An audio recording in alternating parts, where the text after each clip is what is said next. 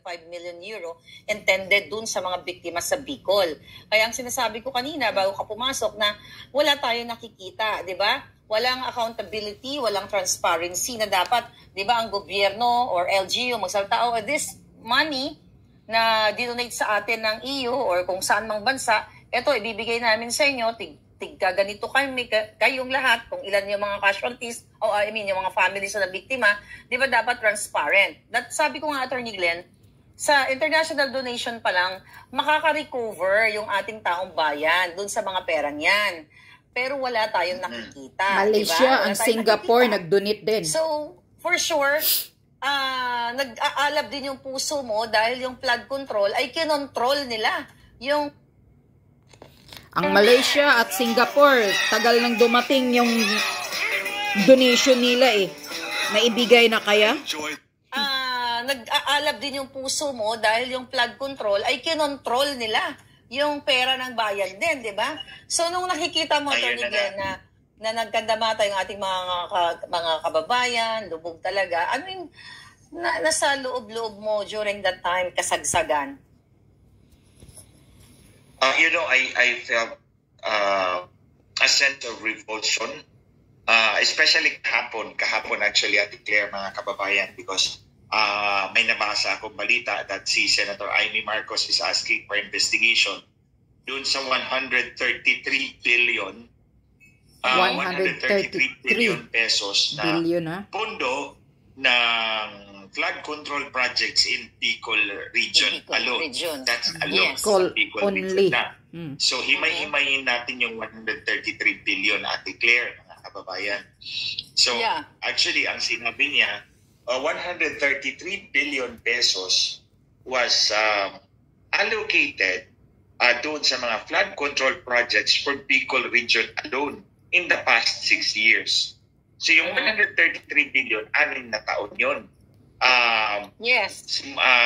Including 2024. So bibilangin natin 24, 23, 22, 21, 20, 19. So yung 133 billion pesos na yan, was allocated to the Bicol region for flood control, over 6 years. So, so yung 19, yung 20, 21, and part of 22 kay President Duterte yun. 2019, 2020, 2021, 3 years plus half of 2022. So 3.5 years kay Presidente Duterte doon. Tingnan natin Tingnan natin, basta buong amount, 133 billion for Bicol region for flood control over 6 years. Yes. 3.5 years niyan kay President Duterte. 2.5 years kay Marcos Jr. So, mas lamang ang kay Presidente Duterte 3.5. Kay Marcos, 2.5 lang. Okay. Yeah. So, out of that 133 billion, 32 billion of that for 2024 Bicol region. So 32 billion. So ang natira is 101 billion from 2019 to 2023. So magkano? Kinumpute ko ang computation dyan is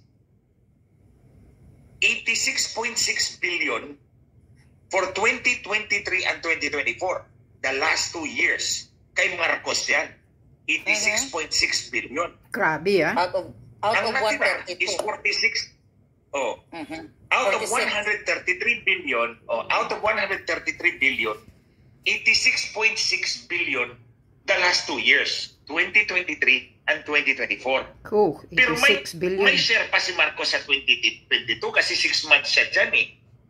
So, ang natira is 46.6 billion.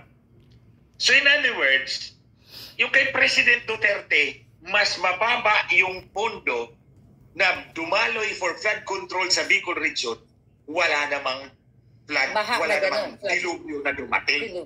Walang dilubyo na dumating sa Bicol region. Kay Marcos, twice over, 86.6 billion in just 2 years, pinaha ng husto yung Bicol region. You see, mga kababayan? Dahil binulsa.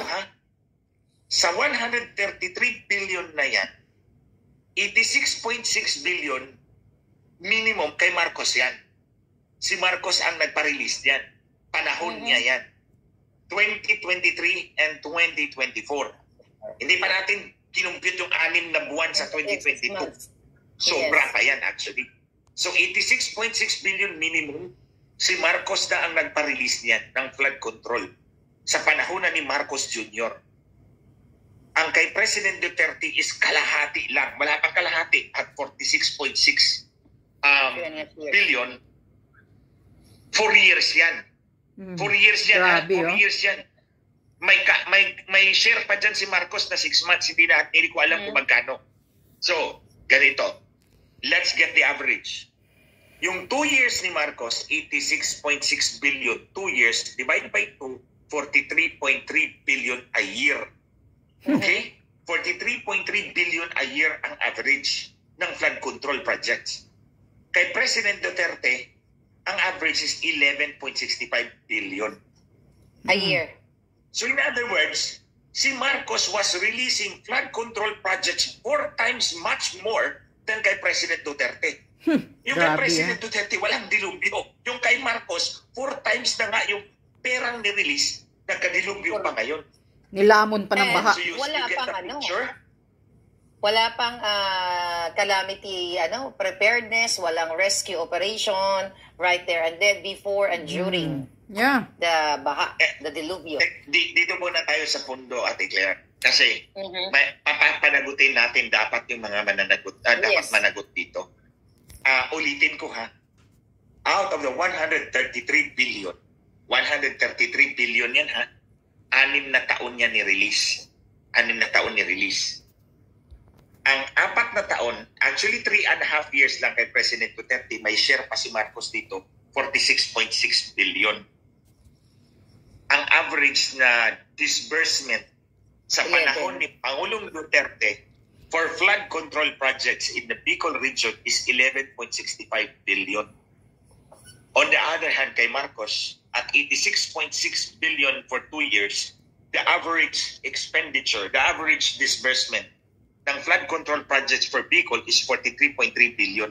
So, ibig sabihin, mas 4 times, halos 4 times. Grabe 4 times kalaki. Ng Marcos administration for flood control projects in Bicol, and you see now the dilubyo. Yung kay President Duterte is only 1/4 per year for 4 years, walang dilubyo nangyari. So anong ibig sabihin doon, mga kababayan? Ate Claire, ninakaw ang pera. Plain and simple.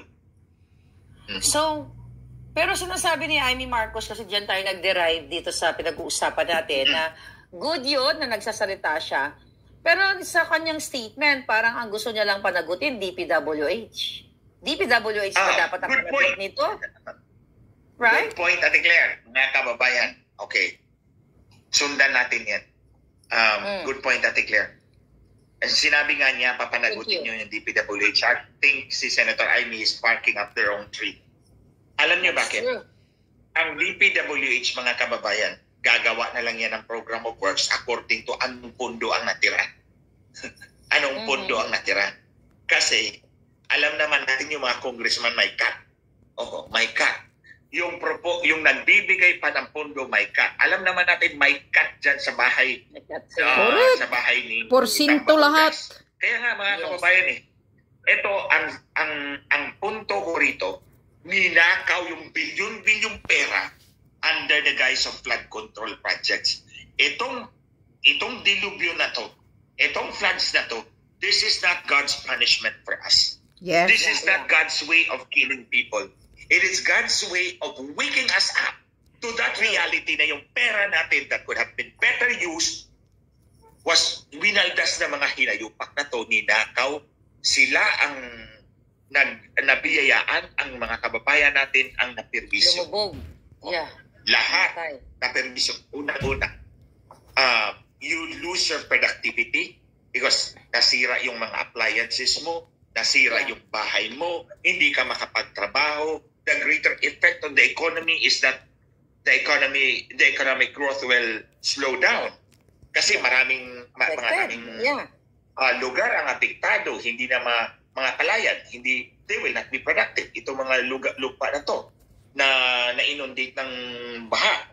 So hindi mo pa siya magamit. So to that extent, a greater part of our GDP growth is affected.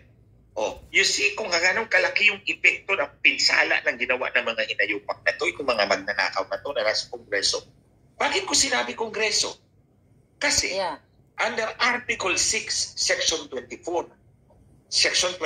Article 6 of the Constitution on the Legislative Department, it says all appropriations bill, tariff bills, can only emanate solely from the House of Representatives. The Senate may propose or concur with amendment. The Senate may propose amendment or concur. So, ang ibig sabihin mga kababayan, kapag nagdi-disburse ng pera ang gobyerno, ang House ni Tambaluslos lamang ang sole originating body. Lahat ng appropriations galing yan sa House of Representatives. Hindi pwedeng magsimula sa Senado. That's provided in Article 6, Section 24 of the Constitution. Yan ang sinabi ni Sarah. Bill, including tariff bills and other basta related bills na ganyan, can solely originate from the House of Representatives sa bahay ni Tambaludas. Galing yan. So, kung nag-appropriate sila ng ganito kalaking pera for the Bicol region, for flood control, at ito ang nakita natin, dilubyong sobrang mapinsala, then you can only point to sino? Si Tambahudas at si Saldico. Correct. Si Tambahudas dahil siya ang leader ng House of Representatives at si Saldico dahil siya ang chairman ng Appropriations Committee. Ito dapat dalawa ang managot. Yes, sabi nga ni Inday, di ba, yung dalawa lang ang may hawak ng budget. Pero yun nga, brother, Attorney Glenn, walang pagdidiin si Senator Amy dito sa kanyang pinsan na dapat panagutin. Kumbaga nililiis, di ba? Ang DPWH talaga dito, special mention niya eh. Sabi niya, nananawagan daw siya sa ahensya ng gobyerno. Anong ahensya ng gobyerno? Hindi siya specific. Hindi, ito sabi niya pala, particular na ang Department of Public Works and Highways.